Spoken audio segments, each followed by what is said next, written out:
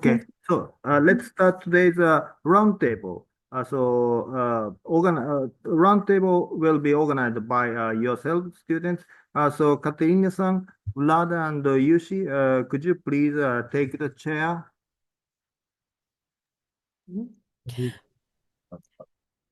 Good afternoon, dear students and dear professors.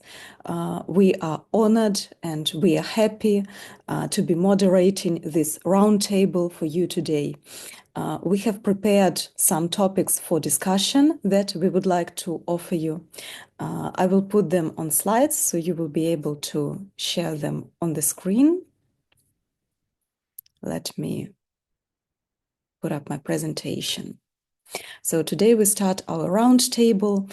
I hope that everyone will be able to participate and voice their opinions. We are very interested to hear what you think. And I would like to invite my colleague Yushi to talk a little bit about the rules of our discussion. Yeah. Oh, I'm Yushi Nakatsuka. I want to I want to briefly talk about the rules of this discussion. The first rule is raise your hand in Zoom discussion, and the second is moderator will invite you to speak. And please keep your answer under 3 minutes so everyone can have a chance to speak. So if you have any opinion or anything to talk, please answer under 3 minutes. And the last is be kind and respectful each other. So if you have any opinion or anything you want to talk or you want to hear, but please be kind and respectful each other opinion. That's the end. Thank you.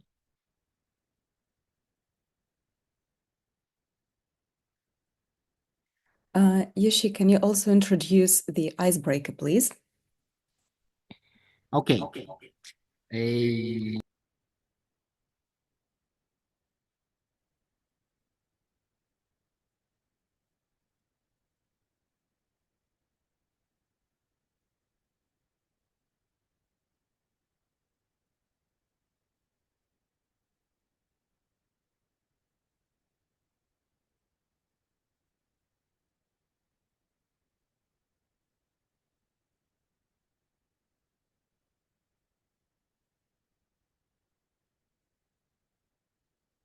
I'm sorry, we can't hear you.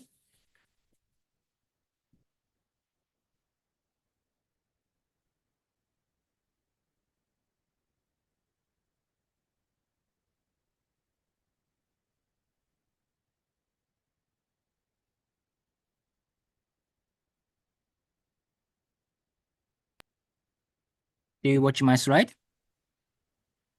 I don't. Can you introduce the icebreaker? Can you explain it for everyone? Yes. Yes,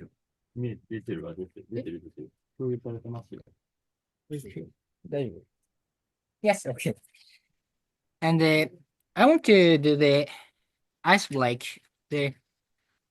I want to show some photo that best represents for my student life or studies or cultural events and anything. The title is Memories of My Student Life. The next is here. 見えてます?見えてる。In our university's entrance, we can see this very monument, the green monument. Many people or many students don't know this monument's meaning. So what is this monument? Many Saitama University students call this monument the wakame. Wakame is a Japanese seaweed. But this monument, this monument have the real fact meaning. Many students don't know what it means, but the real meaning is as follows. Saitama University is located in the place called Okubo. This city was called Okubo. Since ancient times, various intellectual activities have been carried out here. Saitama University maintains this tradition. This monument expressed our university's interest in various intellectual activities, and its passion for the open scholarship academics should not be closed off. And yes, next is near the university library. I I'm sorry. studied the. I'm sorry, Yushu, we can't see your pictures. Can you maybe share your screen? Oh, you can't see my picture. You can see my picture? Oh, okay. Okay. It wasn't my screen. Please excuse me. Okay, I'm sorry. Yeah, this picture is a few minutes I took picture near the university library. In our university's library, many kinds of the books and many kind of the films and anything. Especially, I'm interested in there are many translated philosophy book. For example, the German philosophy or French philosophy and Ukrainian and Russian. And the next picture is this is the place we learn. The first the many trees and the many building in this place. But I want to show this next picture is yep. This is my favorite room in university. In now I and Miss Takeda and Ryohei Kuroda exist in this room. So they're this this room. Many philosophical books and a good environment to study. So I'm very favorite this room. And I'm the fourth university student, so I must graduated this year. But in my university's memory, I'm proud of knowing this room and living this room in the university. This is my end. So if you have any opinions or something to talk about your university in Saitama University or any Ukrainian university, that's my ice break. Thank you very much. Thank you so much for sharing. It was very interesting for us to see some of Saitama University. And maybe some Poltava students could show us your favorite moments from your university life. Yes, Catherine, please. Hello, everyone. As I said before, my name is Kate Железняк. I am a fifth grade student at Poltava National Pedagogical University, and student life in Poltava National Pedagogical University is very have always is always full of interesting events. For example, on January 22, we celebrate the Day of Unity of Ukraine. This is a very important holiday that reflects the unity of the Ukrainian people and their resilience in the wartime. And as for me personally, this holiday is very important because the city where I was born is now under occupation, but I sincerely believe that Lugansk will return to Ukraine. And now I'd like to show you some photos from the Unity Day in our university. So can I share my screen?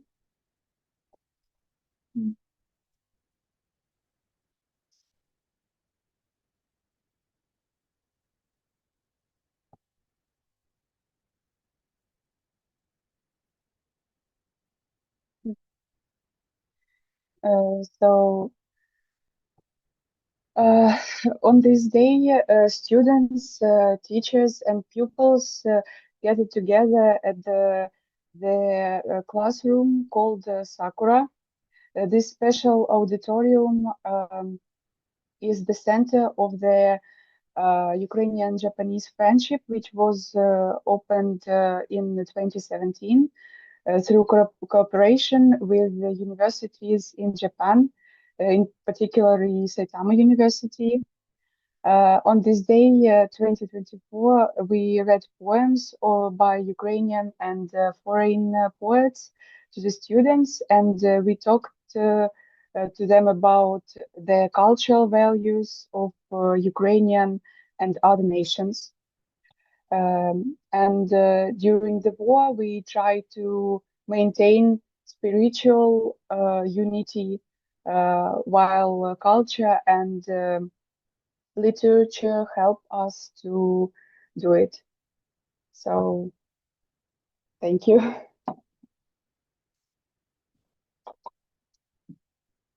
Thank you, Kate. It was very heartwarming. Maybe some more students from Poltava and Lviv would like to share their favorite moments from their university. Yes, Alexei, please.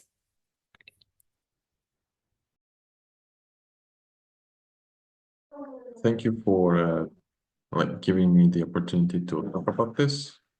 I wanted to share about a certain moment that we had during our active university life. It was the Hoholivsky Chitanya. It was a time where we were honoring the memory of Mykola Gogol.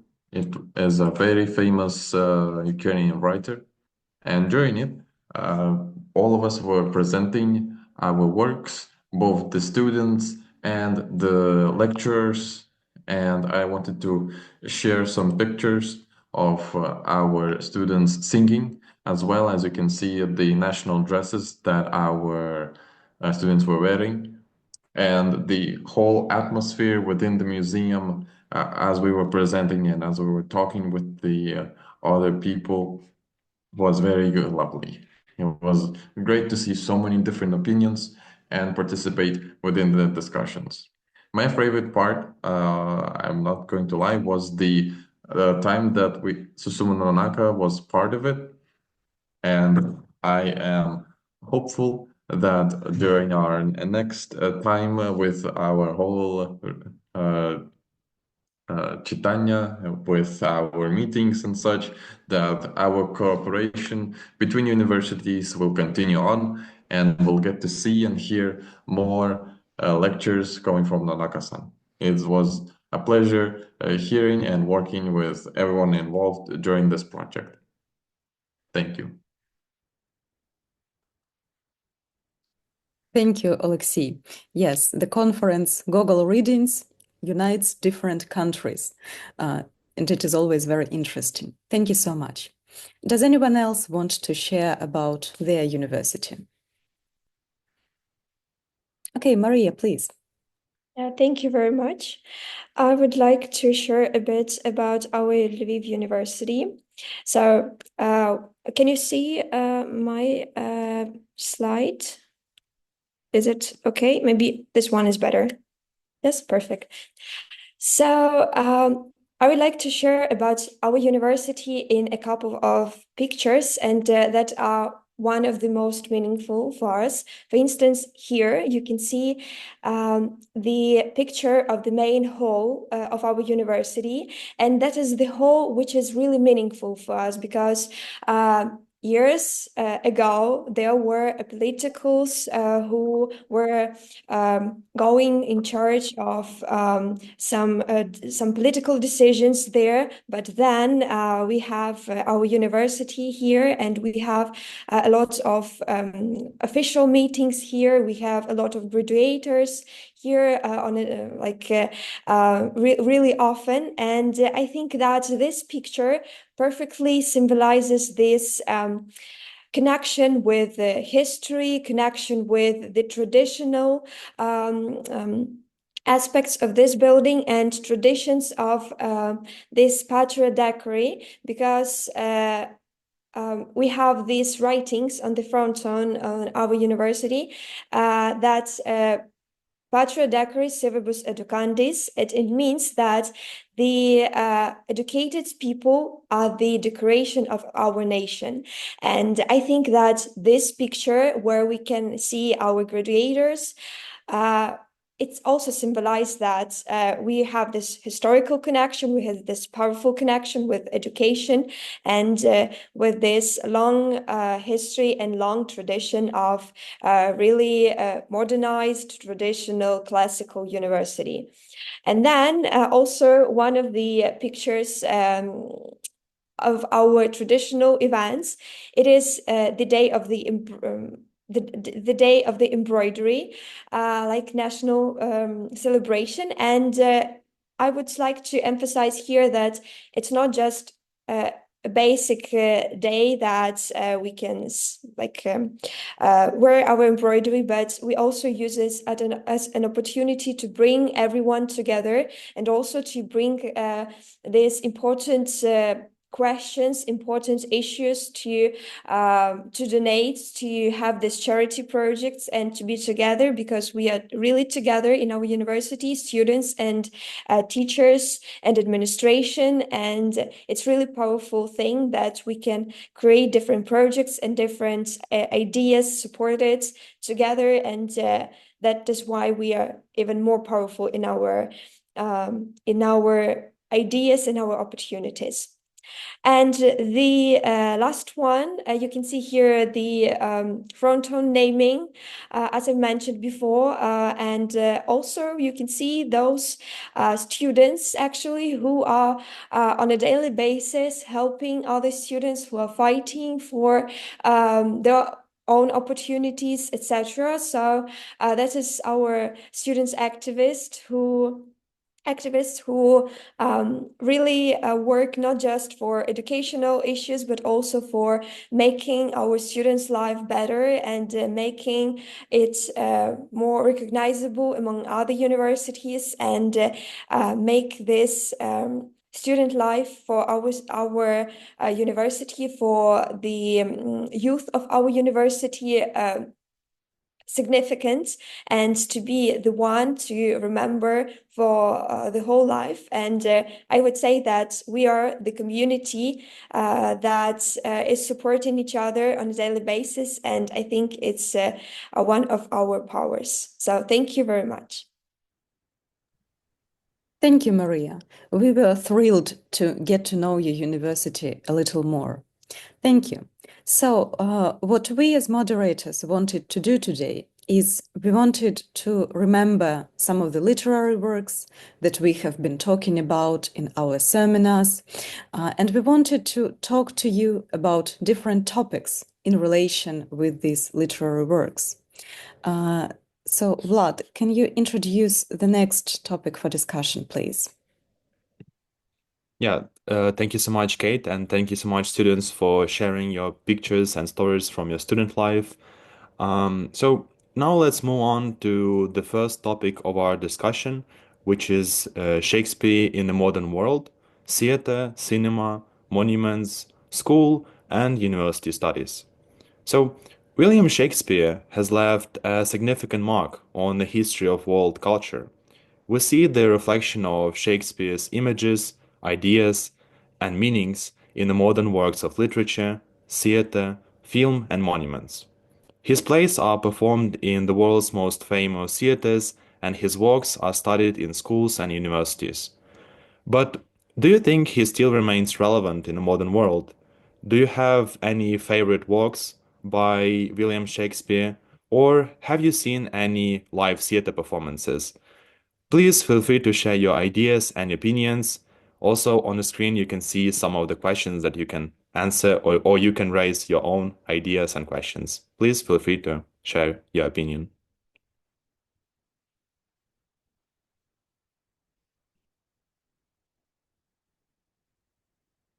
Do we have any volunteers? Please raise your hands.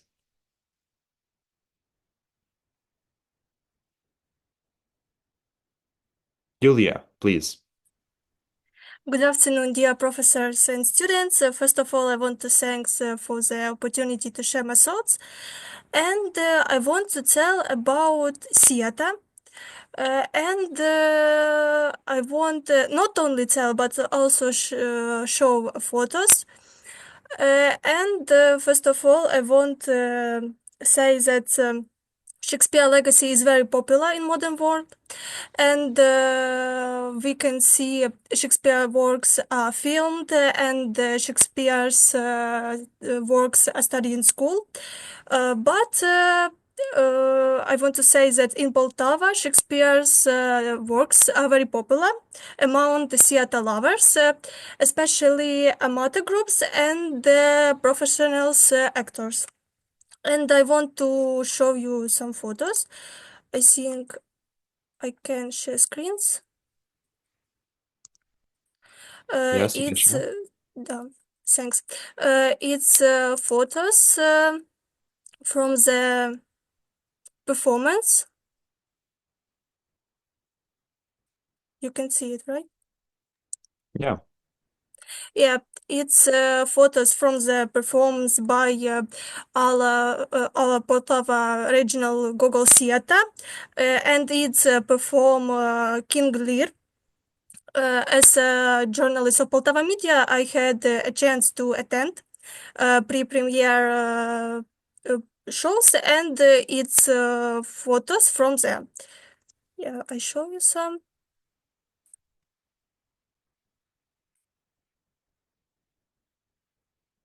Yeah. And also I want to tell about some amateur groups, especially amateur theater groups in our university, in Poltava National Pedagogical University. It's amateur theater called Globus. Every year they perform with Shakespeare's works and had a festival, Shakespeare festivals. The students can show you very different performance, and I think it's a very great opportunity to show for more people Shakespeare's legacy. Thanks. It's all for me. Yeah, thank you so much, Yulia, for sharing this. It's very interesting. Oля, please. Yeah, thank you. I would like to tell you about how literature works of William Shakespeare help Ukrainians in today's reality. So, I think that one of the most vivid features of Shakespeare's literature is that in his works he never imposes his point of view. He tries to show the situation from different sides and leaves us the chance to decide what is good and what is evil. That's why his works are suitable for any epoch, any nationalities, and any person. So Ukrainians tend to use Shakespeare's works to stand for peace. Since 2019, the Project V, or Veteran Theater, has started in Ukraine, in which, besides professional actors, usual soldiers, veterans of hostilities in eastern Ukraine, and volunteers also participate in the performance. The project's goal is to show Ukrainian society the veterans of the current war from a different perspective, as creative people. We want the world to see the talent and inspiration of our veterans, says the initiator of the creation of the Project V, ATO veteran Igor Kasyan. And by this courageous idea, they wanted to show the whole world that our soldiers are not just people with guns who fight for territory. They are protectors of peace, goodness, and art as well. Moreover, Shakespeare's plays are also used by Ukrainians in another way. Sometimes Ukrainian directors change the plot of his plays to show the truth about the politics and social problems in Ukraine. For example, Hamlet is one of the most favorite plays for Ukrainian actors and directors. And the world knows this most famous Shakespearean hero as a rebel, a philosopher, and depressive melancholic. In Ukraine, on the contrary, the Danish prince becomes a fighter for crushed justice. And in the new performance of the Transcarpathian Ukrainian musical and drama theater of Sergeyev brothers, a modern Hamlet is a soldier of Ukrainian army ATO. He returns home and takes revenge on the rivals who killed his father, but all his efforts seems to be in vain, because the revenge after which he died still didn't bring peace to the society, and it couldn't stop the violence and injustice of political thieves. So even though William Shakespeare died in 16th century, he still continues to help us to fight for peace, justice, and develop our art. Thank you so much, Ola, for sharing this important social aspect of Shakespeare's works. Thank you. Before I ask the next student, may I ask Japanese students, maybe you have any ideas or opinions, comments on Shakespeare works, just to keep the university balance here.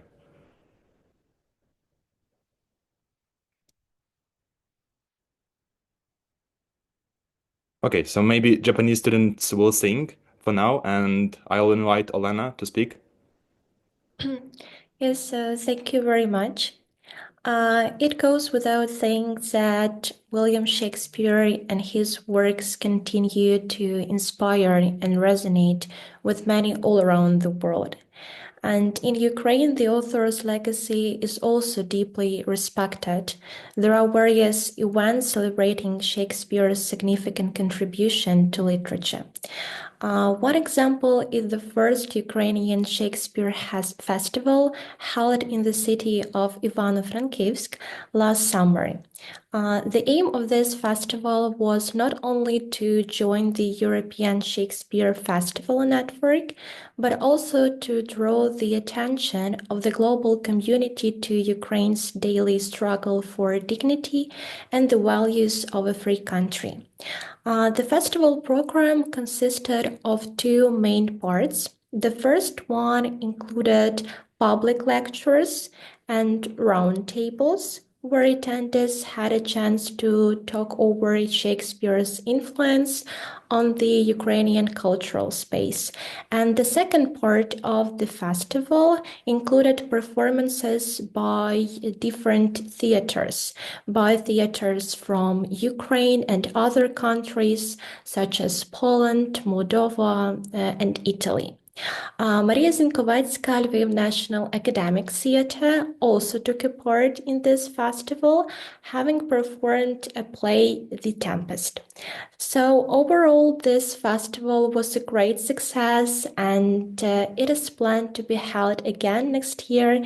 And I hope that I will manage to visit this incredible festival. Besides, the figure of William Shakespeare is key to many studies at the Ivan Franko National University of Lviv. For example, the Department of World Literature is co-organizer of the annual international seminar Shakespeare Days. Last year, as part of this seminar, professors from Georgia gave very insightful lectures on Shakespeare's impact on other writers and their works. Our university also holds a student research paper competition in which participants highlight the lasting relevance of Shakespeare's literary masterpieces. So thank you very much. Thank you so much, Elena. And now I would like to invite Rohai. Sorry for my pronunciation, I hope. Yeah. Okay. Thank you. Can you hear me? Yes. Okay.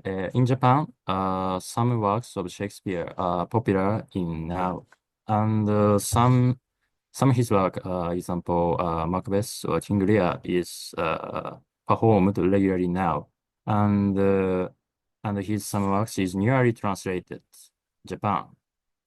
Okay, thank you.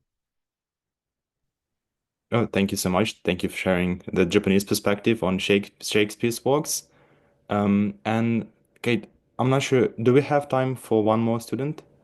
Yeah, sure. So Darina, please. Thank you very much.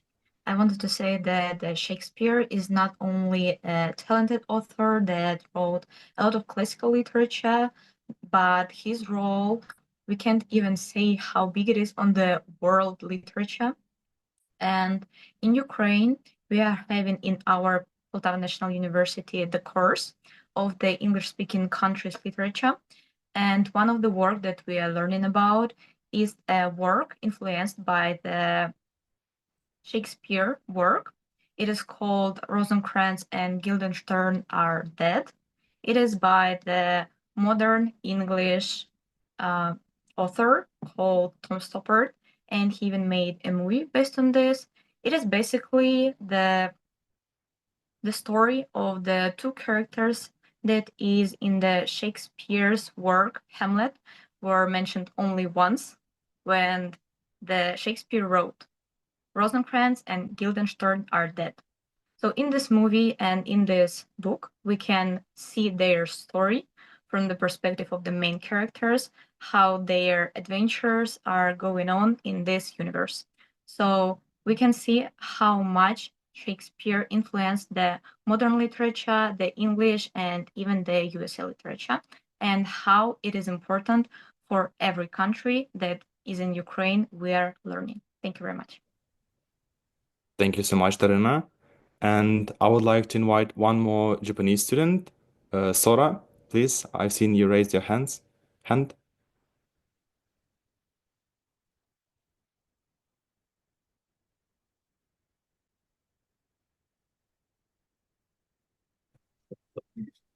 Thank you for inviting me to speak in here.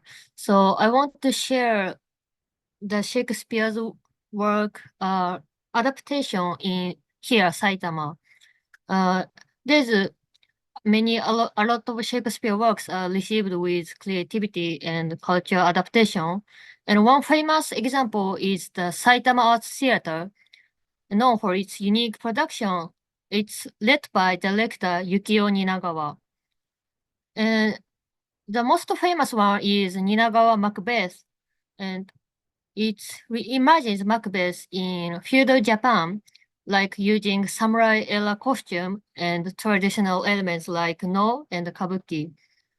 I think this approach helps Japanese audience connect with Shakespeare's universal themes, such as ambition and guilt, in a familiar cultural setting.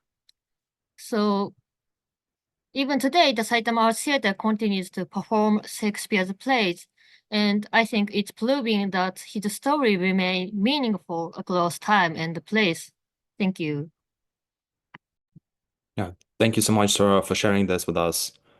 And now let's move on to the next topic. I would like to invite Kate to speak about the next topic. Yes, thank you so much. Let me put it on the slide really quickly. Okay. So in our seminars, we talked about the novel Anne of Green Gables by Lucy Maud Montgomery. I know this series is quite popular in Japan, and it has been translated into Japanese. It is called Akage no An, so I think you might have heard of it. And it has also been translated into Ukrainian. We've got wonderful Ukrainian translations by Anna Vovchenko. Montgomery's novel tells us about a girl, Anne, who used her imagination to find beauty and joy in every moment. Even though she was an orphan, Anne found beauty and joy in nature, books, being with friends, etc. And I would like to ask you, can you always be joyful? What brings you joy? And what helps you overcome difficult circumstances? Anastasia, please. Good afternoon, dear professors and students. My name is Anastasia Chekhova, and I like to discuss the concept of the joy of life in Montgomery's Anne of Green Gables. It shows us that joy is not just about being happy all the time. It is about finding beauty and meaning in life, even during hard times. And the main character is an orphan, but she uses her imagination and positive attitude to see the world in a unique way. She finds joy in nature, reading books, and her relationships with others. She feels happy just looking at beautiful trees of flowers, even though her life is full of problems. Her story reminds us that joy can come from simple things if we look for them. In my life, I try to find joy by focusing on hobbies and activities that bring excitement to my routine and remind me to appreciate the creativity and connections in everyday life. For example, I love drawing, experimenting with different styles, to capture the beauty of people and nature. Learning and practicing choreographies is another passion of mine. It is a way to express my emotions through movement and also stay active. Another big source of joy for me is my fascination with coffee culture. I have many friends who share this passion with me, and we often participate in coffee events together, such as competitions, coffee capping, latte art battles, and other gatherings. For me, also finding joy is also about staying hopeful when facing problems. If I achieve something that seems difficult, like completing a project or solving a personal issue, it gives me a deep sense of satisfaction and also happiness. I think joy is not always easy to find, but it grows when we focus on the things we care about and the people we love. And that is all for now. Thank you for sharing your passions, Anastasia. Thank you so much. Hana-san, onegaishimasu.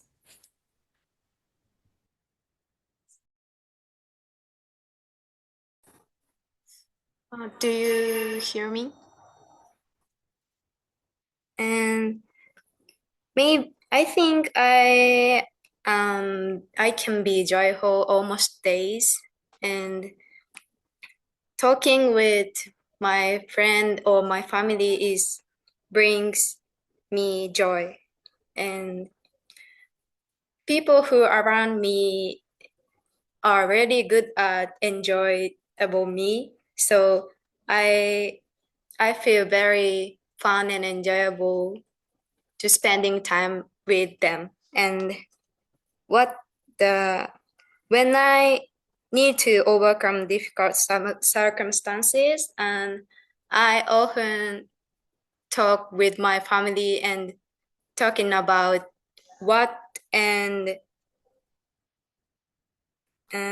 about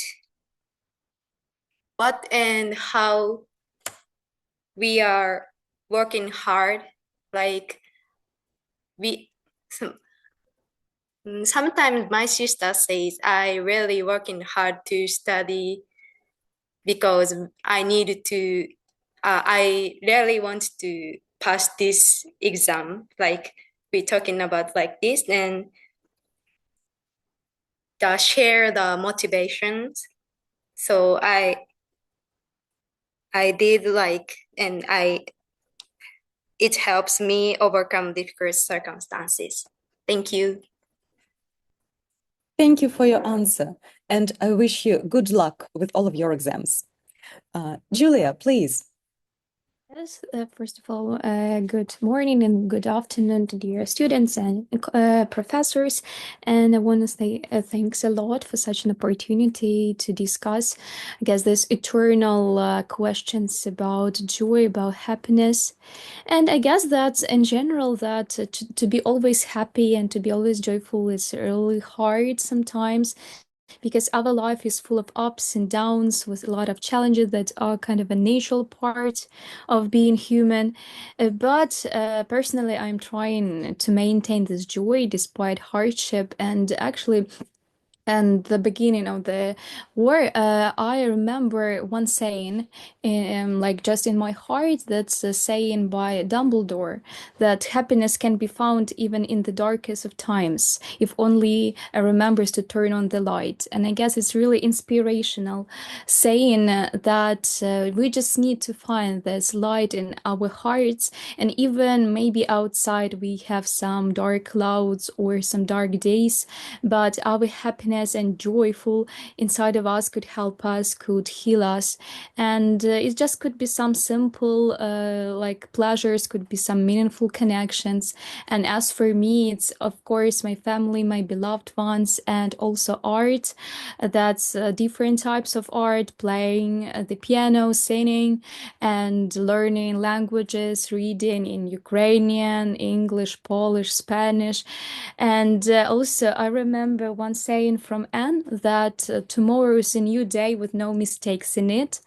And I guess it's also inspirational for us that just try new opportunities, try new ideas and activities, and just try to appreciate a beautiful sunset or unwind with a good book, and just try to believe that your sunshine inside of you could guide you through difficult times. Thank you. Thank you, Julia. That was really sweet and hopeful. Sonia, please, you haven't spoken today yet. Thank you very much. Good afternoon, everyone. In my opinion, we cannot always be joyful because we live in a time when news greatly affect our emotion state, and everyone tries to find joy in small things. Sometimes even where it's so difficult to find something good. Personally, I always tend to believe that we should enjoy our life despite everything.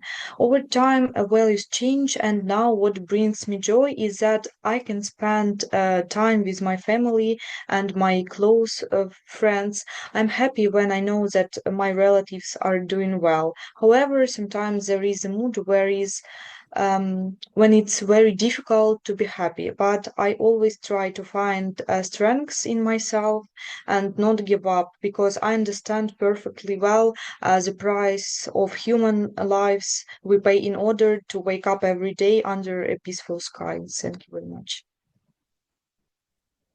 Thank you, Sonia. Thank you for sharing. And Maria, please. Yeah, thank you very much for your attention and for this opportunity. And so I would like to spread my opinion about this Anne's ability to see perfect happiness and joy in each piece of her life. And I especially like the quotes from the book. So, for instance, as we have, I'm glad I live in a world where there are Octobers. So she is really the one who is the example, the perfect example of showing us how to see the happiness and see the beauty in each leaf, in each color. And I think it's really inspirational thing for all of us. And as for me, I think that it's really important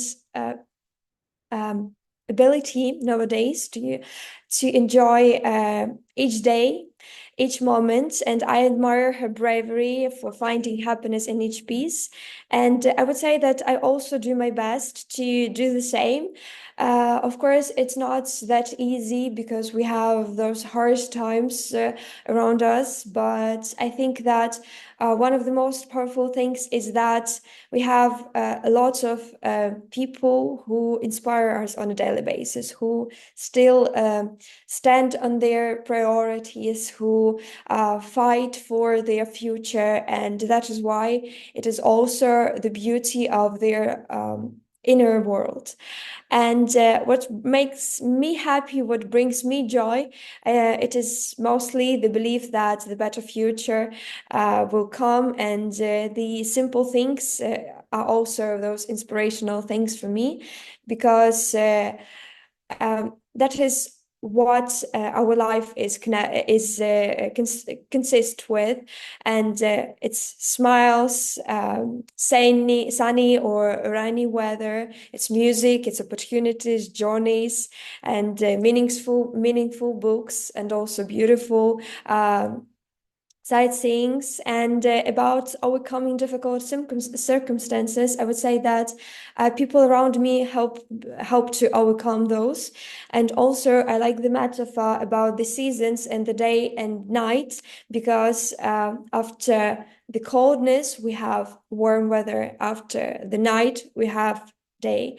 And that is why after the difficult situations, difficult circumstances, we always will have the power of the opportunity to be happy, the ability to see the beauty in each piece. And that is why I'm grateful to everything I have. And as I have my gratitude to all the organizers of these seminars, because it's also the thing which brings me joy. Thank you very much.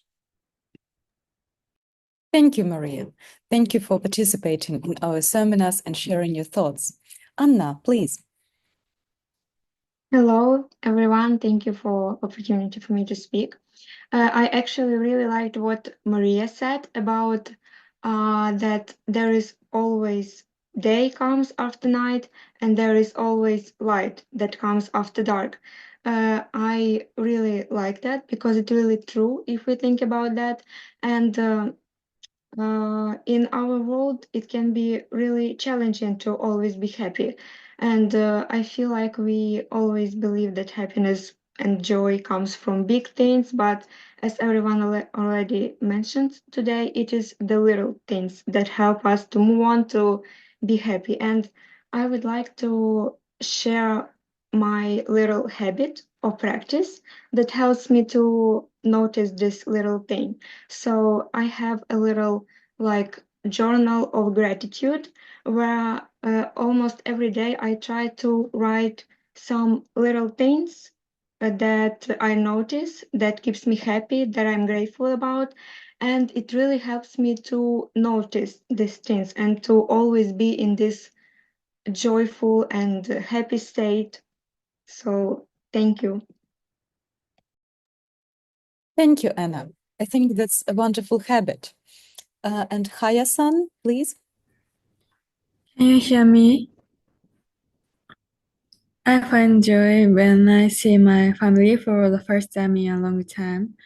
My hometown is quite far away from Saitama Prefecture, where this university is located, and it takes about 5 hours by bullet train. I can only see my family during long holidays, and sometimes I miss them very much. So I'm very happy when I see my family again after a long time. And I feel especially happy when I eat home-cooked food prepared by my mother. The next time I will be able to see my family will be during the long spring holidays, which I'm really looking forward to now. Thank you. Thank you so much. I think those are wonderful experiences and memories. Thank you. All right, I think we can move on to our next topic. I will put it on the slides right now. And Vlad, can I ask you to introduce our next topic of discussion? Sure. So now I would like us to invite you to continue our discussion on the topic of the novel Love Story by American writer Eric Siegel. So this love story is about two young people from different backgrounds who fell in love and married despite the challenges like family disapproval and financial struggles. One of the leading ideas of the story is that true love can overcome any challenges. So let's think about what problems do young people and young couples face in your country? How can young people be happy in the relationships? And what problems are there in the relationships between young people and older generations in your country? So please feel free to share your ideas. And Christina, please. Okay, so thank you for opportunity to share my things and ideas. And I want to start by saying that human relationships are a complex and often incomprehensible thing. And happy relationships need to be built like a tower from a constructor, and at any moment this tower can break and fall. And Eric Siegel in his book shows the value of strong feelings and support in a couple. But how can young people achieve this and be happy in a relationship? First of all, happiness in relationships for young people often depends on communication, trust, and shared goals. It allows partners to understand each other's feelings and expectations. Furthermore, shared interests and mutual support help the relationship grow. It's also important for individuals to maintain their personal interests and independence because it creates a balance and partners don't become codependent. Unfortunately, every young couple sooner or later faces some obstacles, like Jenny and Oliver from Love Story. In Ukraine, young couples often face financial difficulties. Many of them are just starting their careers and don't yet have their financial independence. So this complicates relationships. Furthermore, social expectations and cultural norms can create pressure, such as expectations to marry and have children early or to conform to social roles. Parents often can ask their adult sons and daughters the question, when we will finally have grandchildren? And another point is social networks, which often create an unrealistic picture, and this discourage people to build healthy relationships in reality. And now I'm going to share a photo. Okay. Here's it, because during the last 3 years, the war is probably the main problem that couples in Ukraine face. Many young mothers had to go abroad to protect their children while their husbands remained in Ukraine. Many young men and women stood up to defend their motherland, and many of them died. So because of the war, many love stories get a really tragic ending. And a few more words about the third question about generation gap. I'm pretty sure a key issue is the difference in values. Older generation often prioritize early marriage and family values like family life, caring, and young people usually focus on careers or personal growth, maybe traveling, some hobbies. And another challenge is the digital divide. Older people may not understand modern ways of spending time and communication, like using messages. And our world is constantly changing, and different generations usually have not only different interests, but also completely different views on life. And because of this, it's often difficult for them to get along, and sometimes sincere advice may seem strange and inappropriate. However, despite all this, I believe that if there's a desire, an understanding can always be reached. That's it. Thank you. Thank you so much, Justina. Thank you for sharing your reflection and your ideas. I think the points that you share are really important in the world that we live in right now. Елизавета, please continue. Yeah, hello everyone, and good afternoon, dear professors and students. And I would like to share my opinion about love during the war, challenges and realities. So the war in Ukraine has significantly impacted people's relationships, creating both like new opportunities and challenges for couples.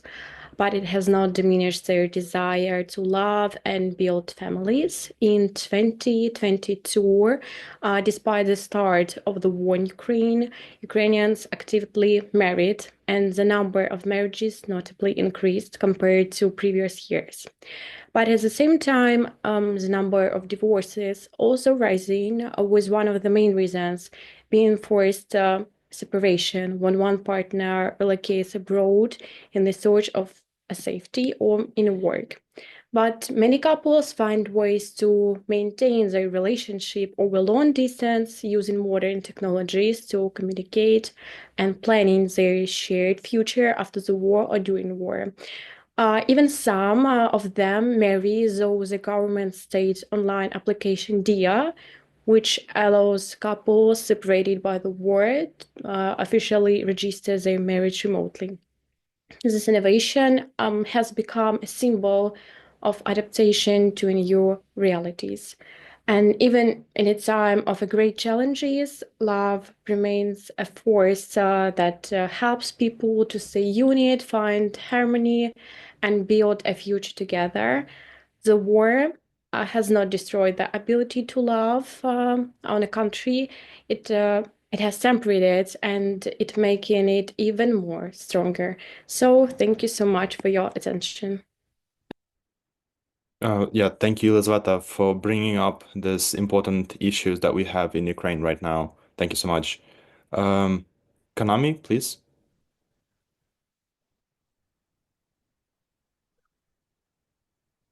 Can you hear my voice? Yes. Thank you. Um, Good afternoon, dear professors and students. Thank you for giving me the opportunity to share my ideas. I would like to talk about the problems which young couples face in Japan. There are many problems in Japan, and one of them is the financial problems. Some young Japanese are reluctant to marry because of insufficient income, rising prices, and high taxes.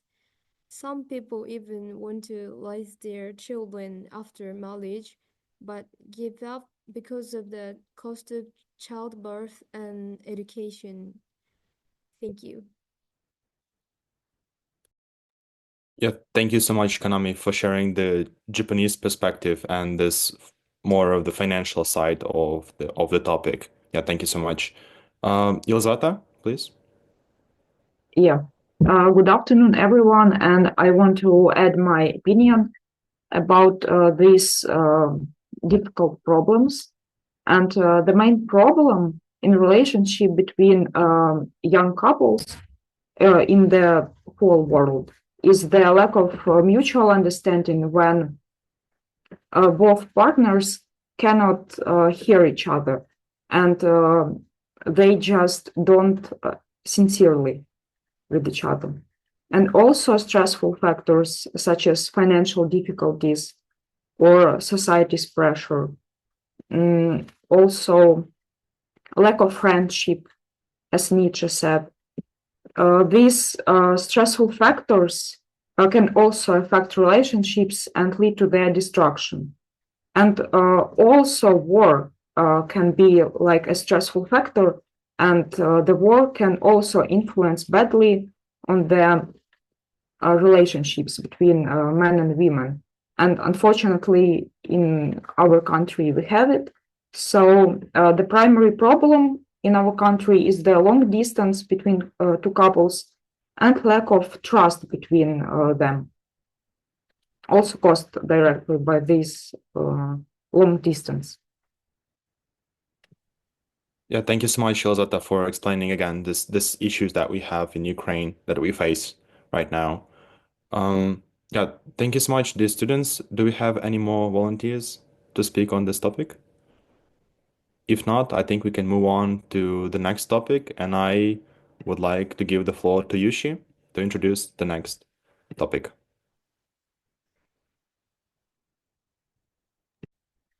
Okay. Next topic is the Ibsen A Doll's House by Henry Ibsen. Ibsen's novel A Doll's House tells us about the difficulty of becoming aware of the woman's role in family and society. Even in modern Japanese novels, female characters are often portrayed as being very convenient for men. So I want to ask you the problems of women in your country, what stereotypes and inequalities are there, what roles do women play in the family. So Miss Shimizu Aoi. Can you hear me?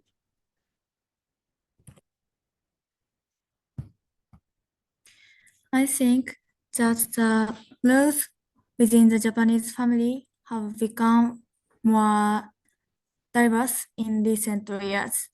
For example, as mothers and wives, women are expected to do household and support men. They also need to take care of the children. At times, they are also expected to be workers. So I think women's role is very diverse. Thank you. Thank you very much. Thank you, opinion. Good, I think good reflection of your opinion. And the next, Anastasia Clement. Okay? Yes. So, do you hear me well? Yeah, so good morning and good afternoon, dear students, dear participants. I would like to say firstly about themes that explored in Henrik Ibsen Doll's House, like that Henry Ibsen's play Dollhouse delves into several significant themes that critique the societal norms and expectation of the time. One of the main themes is gender roles and the subjugation of women. The play reveals how society imposes restrictive roles of women, particularly within the confines of marriage. Like Nora, the protagonist initially portrayed as a naive and obedient wife, but as the play unfolds, she begins to question these roles and her place in society. And also, another prominent themes is marriage and relationships. The play explores the complex dynamics between Nora and her husband Torvald. And Ibsen also added the theme of deception and lies. Like throughout the play, Nora is forced to hide her action and deceive those around her, particularly her husband. This deception, although initially motivated by love and a desire to protect her family, ultimately leads to the collapse of her marriage. And several sentences about problems of women in my country. Women in my country encounter various problems that reflect both societal and systematic challenges, like limited careers opportunities, like women face barriers in advancing to leadership roles. They are often underrepresented in politics, business, and other high-ranking positions. And of course, is domestic violence and harassment. Many women experience domestic violence or harassment in workplace. Their issues are often underreported due to stigma or lack of support system. About stereotype, I would like to say that stereotype that women should stay at home. Many people still believe that women's primary role is to take care of their home and children, while men are seen as breadwinners. And a stereotype about that women are emotional, not rotational. Like there is a belief that women are too emotional to hold leadership roles or make important decisions, which undermines their potential.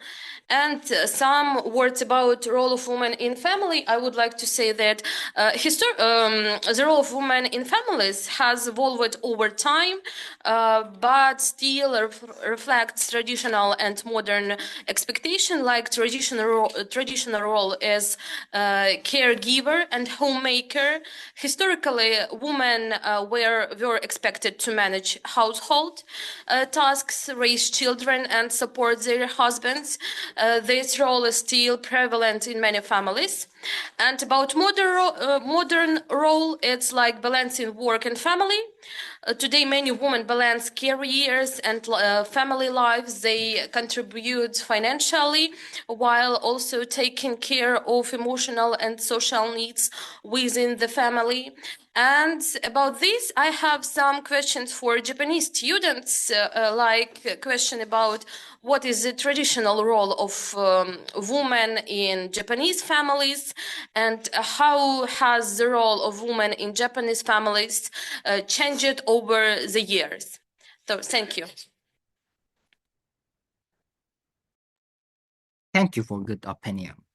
And I think that in Japan, the stereotype of women and the men have contained little thing, but anything. The system of law and the political system have changed those kind of the stereotype or unconscious harassment, but that's very important and that's very difficult thing. So I want to ask you other Japanese students if you have any opinion about the woman stereotype or the adult house criticism, anything. Thank you very much, Miss Clement. Thank you, Elizabeth. Is Miss Diambina Elizabeth? Can you hear me? Okay. Лиза Дябина. Yeah. Yes, yes. I should answer the question. Lisa, you raised your hand, so that's why you Where? were asked. Would you like to Also, or excuse me. Okay, I'm sorry. Okay, now I want to ask the Japanese student, Miss Shimizu Aoi. Okay?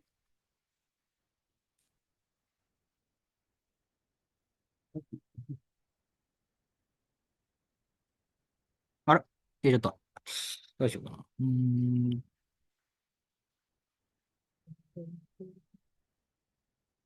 The next woman. Okay, so the next woman is Miss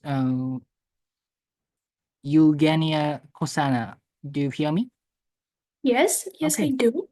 So, Okay, good morning and good afternoon, dear professors and students, and thank you for the opportunity to share my thoughts on the problems of women in Ukraine today. So, I would like to say that due to the war in Ukraine, many women face immense challenges. Thousands of women have been forced to leave their homes and move abroad with their children to seek safety as refugees. And these women often have to live in foreign countries alone, which of course is very challenging. Meanwhile, many other women have stayed in the country and they have become the only providers of a family. They have to manage everything from securing basic needs to helping children on their own. They find it very difficult to cope with the situation emotionally when they are separated from their beloved ones. They have to cope with uncertainty and they have to manage with constant stress. So, I believe that this combination of emotional and practical difficulties makes life especially hard for Ukrainian women. And as for the role of women in the family, in traditional Ukrainian family, I can say that in Ukraine, women have traditionally been seen as the heart of the family and they hold an important position within it. They are regarded as the epitome of care, kindness, and emotional strength. And this idealized role reflects the deep respect and admiration that society has for women and their contributions to family life. However, the situation has been changing in recent years. More and more women in Ukraine are focusing on their careers, they pursue higher education, and strive for professional success.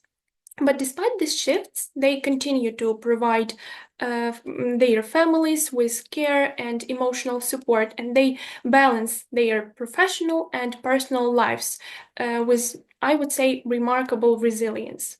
So that's it. Thank you. Thank you so much. Thank you for good opinion. So next is I want to ask you, Japanese student, Mizuki Ishida. Okay, please.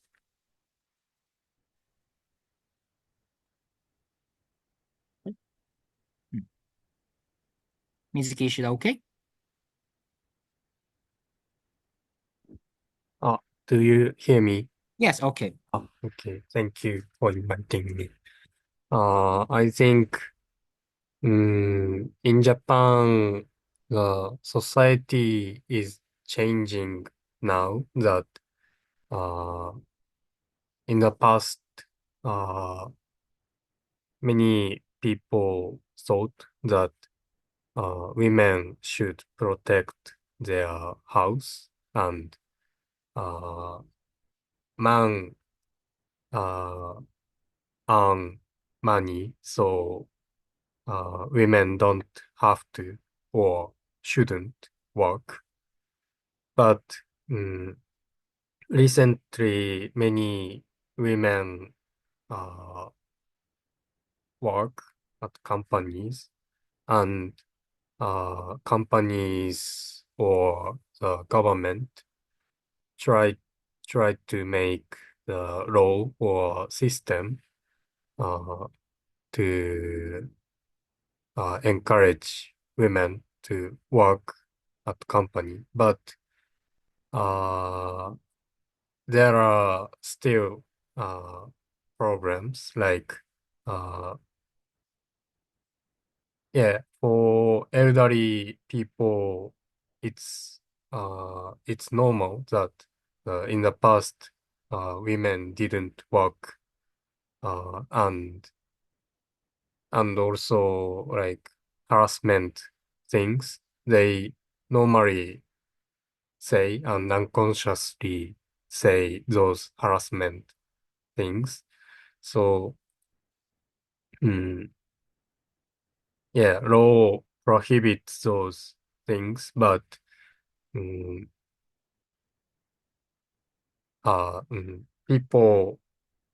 people's thinking or stereotype is not is now changing, so not have changed completely. So the after women get a child, they try to restart their works, but after they stop their jobs, they have difficulty to restart their jobs. So I think we have to change those situations and try to make systems that women can restart their jobs. Yeah, thank you. Thank you, Mr. Ishida. You will try to talk your opinion, but hard. Thank you very much. The next, Anastasia Chekhova. Okay, do you hear me? What kind of thing? Yes, and thank you for inviting me. Henrik Ibsen's A Dollhouse presents a powerful critique of societal norms that confine women to specific roles, many of which still resonate today.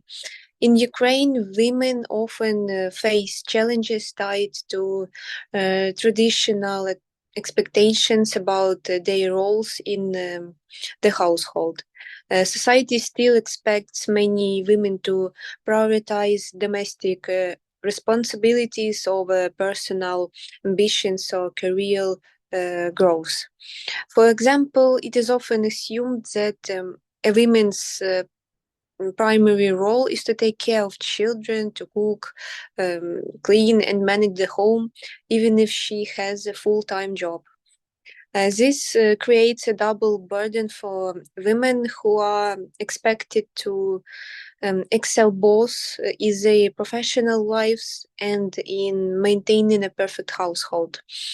Stereotypes about what a woman's life should look like also deeply rooted. Many people believe that a woman's ultimate goal is to get married, have children, and dedicate her life to family. Women who choose to focus on their careers or remain child-free are often judged or seen as selfish. This social pressure can make it difficult for women to freely define their own paths and prioritize their personal goals. However, things are changing. More women are proving that they can succeed in any field, and responsibilities at home are increasingly being shared between men and women. Awareness campaigns and discussions about equality are helping to shift perspectives, allowing women to define their own roles and identities. And that is the situation in Ukraine about women's life.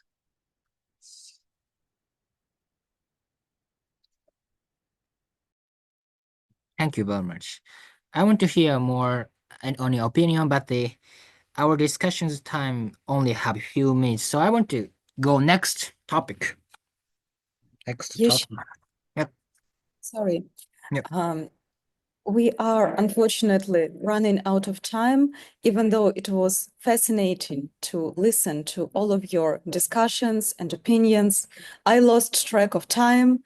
I was so immersed in your perspectives, and I think we all learned something new today about the cultures of Ukraine and Japan. So thank you for this intercultural exchange.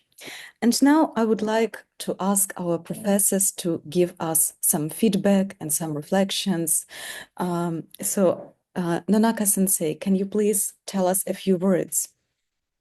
Yeah, thank you very much. I would like to thank the chair for a wonderful organization of the seminar, and of course thank all the students for a very wonderful, vivid discussion. I see some problems common between Ukraine and Japan. For example, gender problems, and the other I see a very big difference between two countries. For example, attitude to reading literature. I regret that it seems Ukrainian students read much more than Japanese, but I think we can change through this seminar. So thank you very much. Thank you very much, Mr. Nonaka-sensei. And next, next Professor Olha Nikolenko-sensei. Okay? Thank you. Thank you. Dear Professor Nonaka, dear Professor Lydia Vasilyevna, dear psychologist Danin Zhao, and dear students, our seminars are coming to an end. I feel joy and sadness today. Joy because we have met and communicated so much, because we have learned so much about the literature of different countries and young people's perception of literature. At the same time, I feel sadness because this winter story is coming to an end. It was our winter story, our winter fairy tale, in which we all lived together and experienced unforgettable emotions. During our winter story, we forgot about the war, about horrors and sufferings.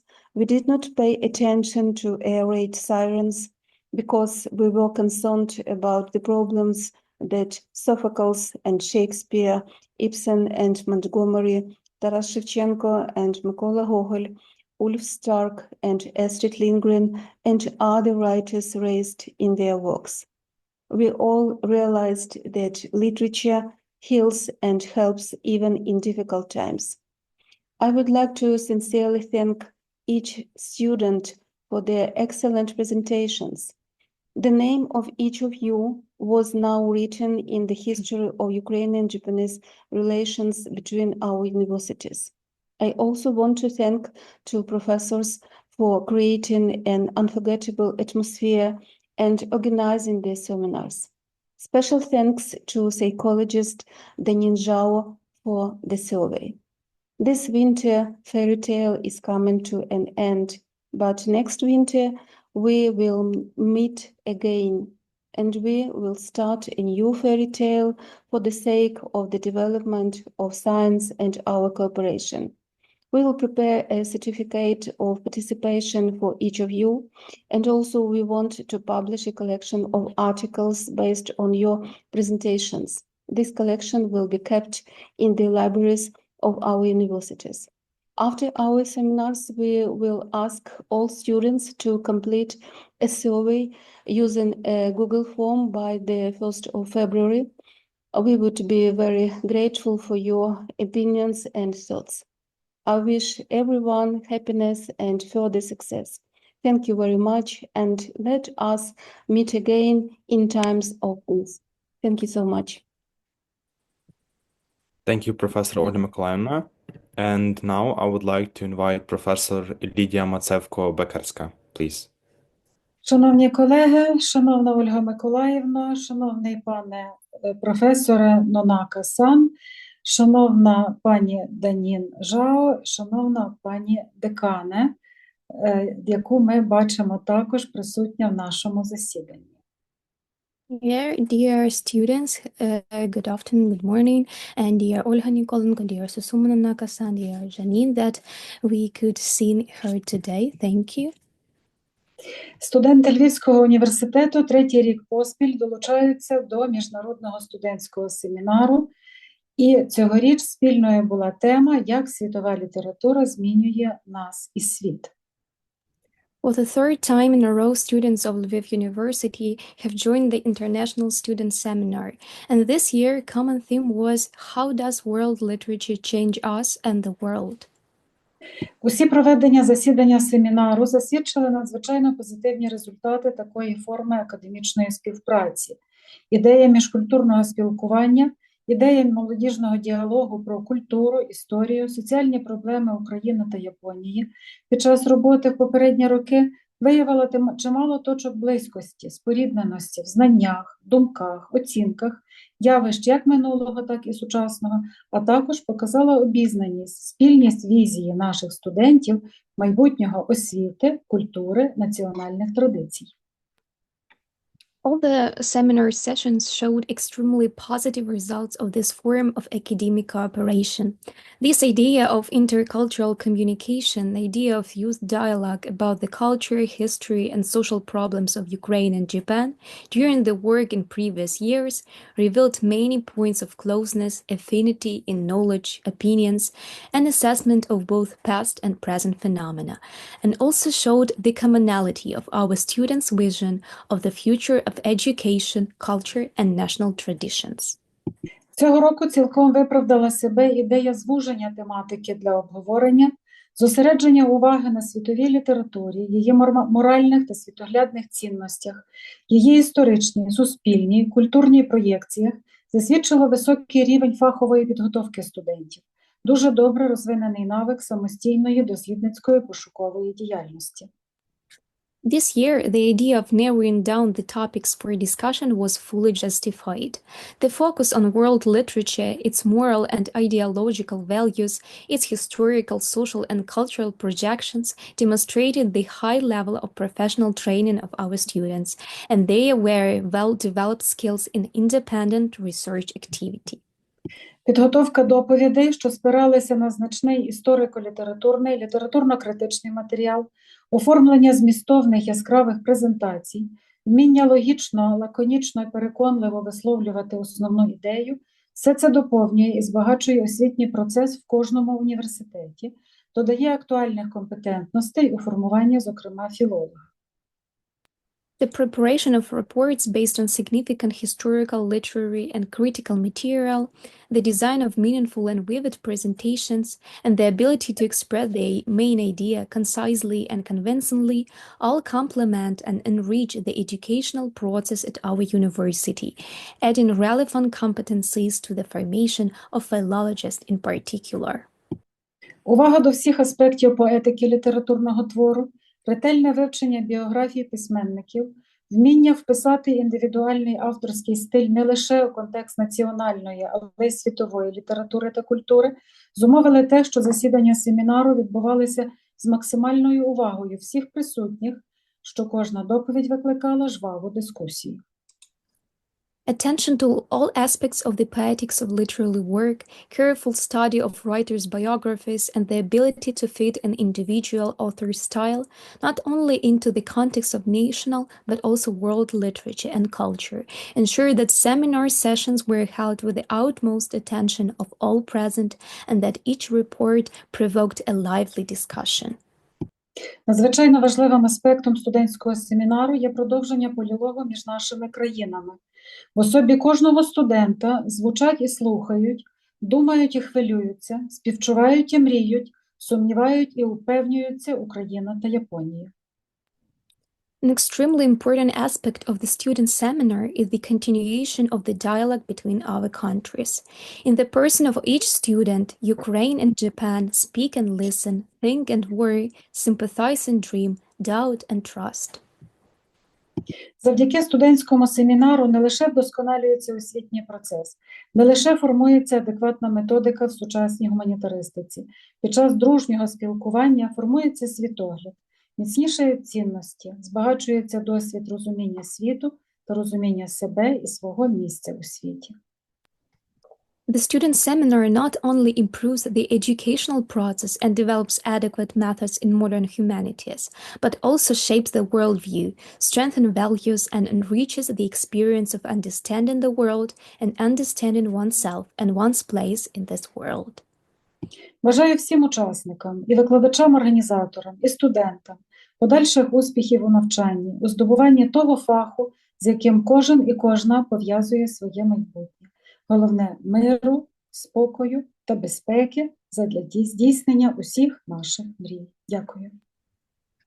I wish all the participants, both the professor organizers and the students, further success in their studies, in acquiring the specialty with which each of them associates their future. The main thing today is peace, tranquility, the security for the realization of all dreams. Thank you. Thank you so much, Lydia Vasilyevna, for your wonderful, kind words. And now I would like to invite the Dean of the Faculty of Ukrainian Philology and Journalism at PNPU, Oksana Borisivna Kirylchuk, to take the floor. Дякую, Катю. Вельмишановний віце-президент Сусума Нонака, шановні професори, шановні студенти, від свого імені, а також від колективу факультету української філології та журналістики, щиро вітаю вас із проведенням досить такого важливого, великого і масштабного заходу, як зимові наукові семінари. Хочу відзначити, що ця подія щороку для нас є дуже важливою і скажу, що не тільки для нашого Полтавського національного педагогічного університету, а й для всієї України. Катюш. Yes, so I would like to greet everyone. I would like to greet the students, the professors, in the name of the whole faculty. Ukrainian Philology and Journalism, I would like to congratulate you on finishing this year's series of winter seminars. These seminars are very important to us every single year. It is a big event, not only at our Poltava University, but in the whole Ukraine. Своєю спільною роботою ви показуєте приклад єдності, дружби, великої співпраці, звичайно, на противагу тому абсурду, який зараз панує у світі. In your joint work, you show a wonderful example of friendship and collaboration, which are an alternative to the cruelness and absurdity that are now present in our world. Студенти нашого факультету української філології і журналістики дуже з великою відповідальністю ставляться до підготовки до цих зимових семінарів, серйозно готуються завжди до них. І ми радіємо з того, що вони можуть співпрацювати у такому міжнародному контексті. The students of our faculty always take their preparation for these seminars very seriously and responsibly, and we are happy that our students have the chance to work in a multicultural environment like this. Зимові наукові семінари уже стали доброю, гарною традицією для всіх наших 3 університетів, тому що мають уже досить таку велику історію, а саме 5-річну історію свого існування. These winter seminars have become a wonderful tradition for our 3 universities because they have been going on for 5 years at this point.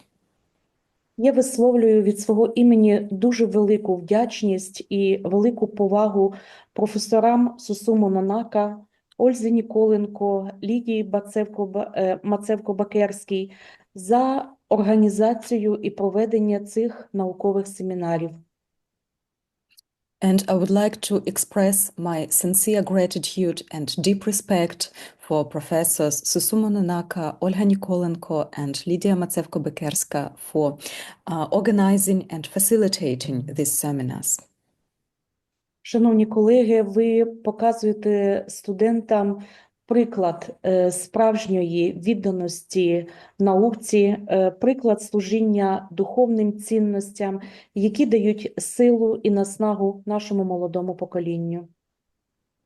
Dear colleagues, in your work and in your behavior, in your attitude, you have shown our students wonderful examples of dedication to science and to moral values that inspire our generation and today's world. Шановні студенти, я бажаю вам іти вперед, не зупинятися на досягнутому, не зупинятися на тих відкритих уже наукових розвідках, які ви представляли під час роботи наукових семінарів. Будьте сміливими, впевненими в собі і бажаю всім професорам нашим великих нових наукових вершин, нових цікавих спільних семінарів у майбутньому. Dear students, I would like to wish you to always be brave and confident, to never stop in your research, and I would like to wish all professors new scientific accomplishments and many more wonderful seminars like this in the future. Дякую усім за співпрацю і сподіваюся, що ця робота буде продовжена і в подальші роки. Дякую. Thank you so much, Oksana Borisovna. And now I would like to invite psychologist and counselor Danin Zhao to tell us a few words. Okay, thank you. I would like to say many thanks to Professor Oha and Professor Lydia and Professor Nonaka and our Kate and our students. I took twice the seminars, and each time I was moved, and especially today I was moved a lot, and I still remember one girl said that I even wrote down her name, but I cannot find it. I'm sorry. That the war cannot stop young people to fall in love. I think this is very, how can I say? It's very brave and it's very meaningful thing.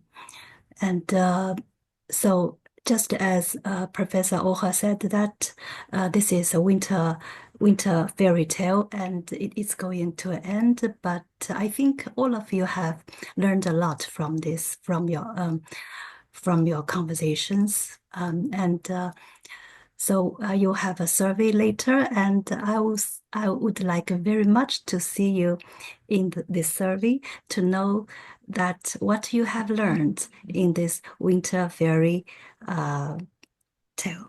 And I hope all of you to be safe, to be as brave as you can, to be happy, and I love you all. Thank you.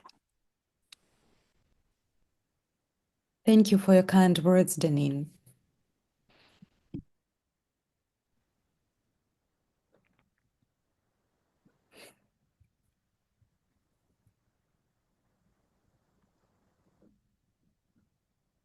Okay, so so I'm sorry, but we have to part. But for now, yeah. Okay, so let's meet again.